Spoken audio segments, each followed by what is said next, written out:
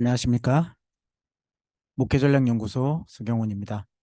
오늘은 챗GPT와 설교 준비라는 제목으로 좀 말씀드리고 싶습니다. 어, 저희가 맑은생 광천교회에서 9월 18일 날 챗GPT 준비 세미나를 합니다. 그곳에 어떤 것을 하는지 설명하려고 하는 것은 아니고요. 그 중에 일부분을 오늘 좀 잠시 말씀드리고자 합니다.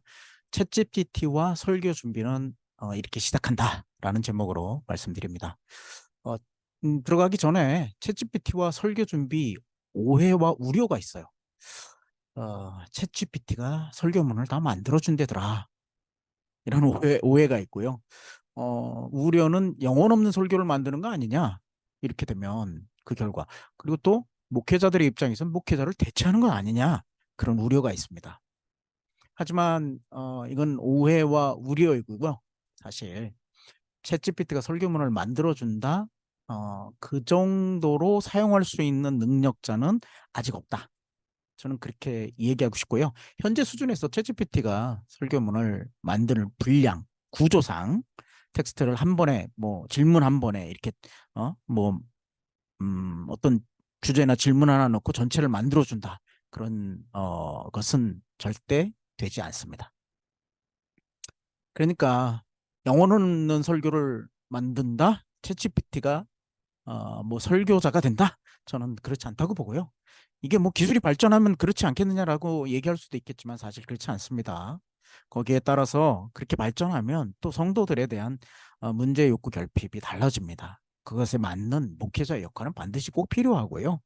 큰 교회 옆에 작은 교회들이 존재하는 이유가 그런 것이죠. 아무리 큰 교회가 설교도 좋고 뭐 프로그램도 좋고 교육 프로그램도 좋고 다 하지만 그래도 역시 성도들의 삶의 양태와 여러 가지가 다르니까 목회자가 존재하듯이 챗GPT가 이런 거 부분을 해준다고 해도 저는 목회자를 대체할 수는 없다라고 생각하고요. 오히려 챗GPT를 사용함으로써 설교의 질이 좋아지겠죠. 이 세미나에서 이제 그런 걸 추구하는데요. 깊이 있는 설교를 준비하고 여러 가지 것들이 상당 부분 올라갈 것입니다. 그러면 이거를 사용하는 목회자와 그렇지 않은 목회자는 완전히 설교의 질과 양이 달라지겠죠. 그래서 설교를 잘하는 목사님이 이것을 잘 활용하는 목사님이 설교 챗GPT를 잘 활용하지 못하는 목사님들을 대체할 것이다라고 생각이 됩니다. 두 번째는 챗GPT가 저는 도구로만 사용해야 된다고 명확하게 얘기합니다. 그냥 도구예요. 인공지능은. 근데 도구인데 도구가 주가 된다? 설교자처럼 주도권을 준다? 좀 이상합니다. 말이 안 됩니다. 단순히 준비 도구로만 사용하고요. 저는 설교의 주도권은 목사님들에게만 있다. 정확하게 있습니다. 이런 우려에 대해서 명확하게 얘기합니다. 세 번째는 좀 경계해야 될 게 있는데 뭐냐면 익숙해지면 의존하는 경향이 있어요. 우리가 인터넷 없이 우리가 살아가는 걸 생각해 보기 어렵잖아요. 근데 사실 인터넷이 된 지는 얼마 안 됐어요. 한 20년 됐을까요? 1990년대 후반부터 됐으니까 한 20년 조금 더 30년 크게 잡아야 뭐 그렇죠?